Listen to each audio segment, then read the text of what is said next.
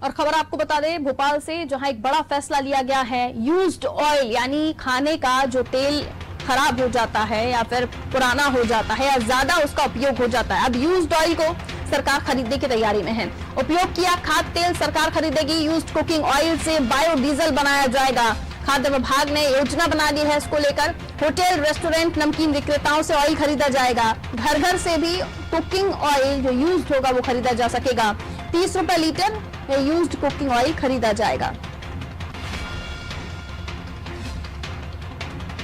खाने की गुणवत्ता के लिहाज से भी ये फैसला काफी अहम, क्योंकि कई बार हम देखते हैं कि फिर चाहे वो होटल, रेस्टोरेंट, ढाबे हों, वहां पर कई बार खराब तेल को ही यूज करके उसी से ही खाना बनाया जाता है और फिर वो जो ग्राहक होते हैं या जो कस्टमर्स होते हैं उनको परोसा जाता है। फिर चाहे वो नमकीन विक्रेता हो, कई बार इस तरह की भी खबरें आई कि पुराना तेल यूज किया हुआ बार बार खराब तेल में ही नमकीन भी बनाया जाता था। लेकिन अब सरकार जब ये यूज्ड ऑयल खरीदेगी तो जाहिर सी बात है कि अब राहत उन रेस्टोरेंट संचालक, होटल संचालक या नमकीन बनाने वालों को भी होगी, जब वो खराब तेल को उन्हें फेंकना नहीं पड़ेगा, वो भी खरीदा जा सकेगा। ब्रजेश चौकसी जी हमारे साथ इस वक्त फोन लाइन पर मौजूद है, हमारे ब्यूरो हेड। ब्रजेश जी, कैसे देखते हैं इस निर्णय को?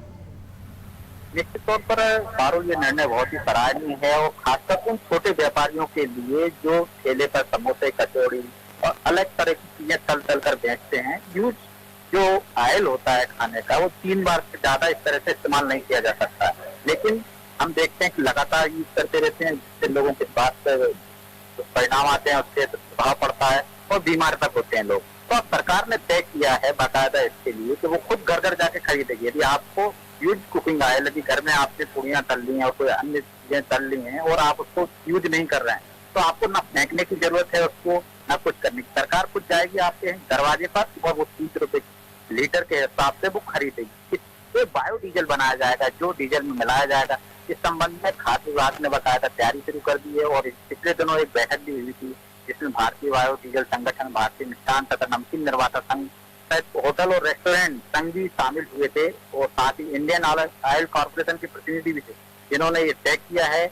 और खासकर नगरीय प्रशासन विभाग, खाद्य विभाग के साथ मिलकर ये रणनीति बनाई है कि अब किस तरह से इसकी व्यवस्था की जाए, कि कैसे एक यूनिट रहेगी जो खरीद करेगी, घर घर जाकर आपको फोन लगाना होगा और उससे फिर ये बायोडीजल बनाया जाएगा। एक यूनिट की 35,000 लीटर बायोडीजल बनाने की क्षमता होती है। ये यूनिट डाल रही है सरकार, इसको आईओसी खरीद कर अपने प्लांट में डीजल में मिलाएगा। तो कहा जाता है कि जो तय मानक रहता है हिसाब से डीजल में करीब 5% तक आप बायोडीजल मिला सकते हैं। इससे डीजल भी सस्ता होगा, आपको जो डीजल से पर्यावरण प्रदूषण होता है उसमें भी कमी आएगी। तो इस तरह की योजना है, निश्चित तौर पर सराहनीय योजना है, इससे फायदे होंगे और खासकर लोगों के स्वास्थ्य से जुड़ा हुआ मामला है। और इसमें ये भी देखा गया है कि किस तरह के तेल लिए जाएंगे।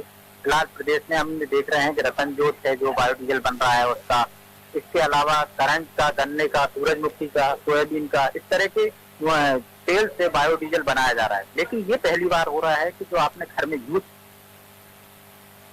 बिल्कुल, बहुत शुक्रिया ब्रजेश जी जानकारी देने के लिए।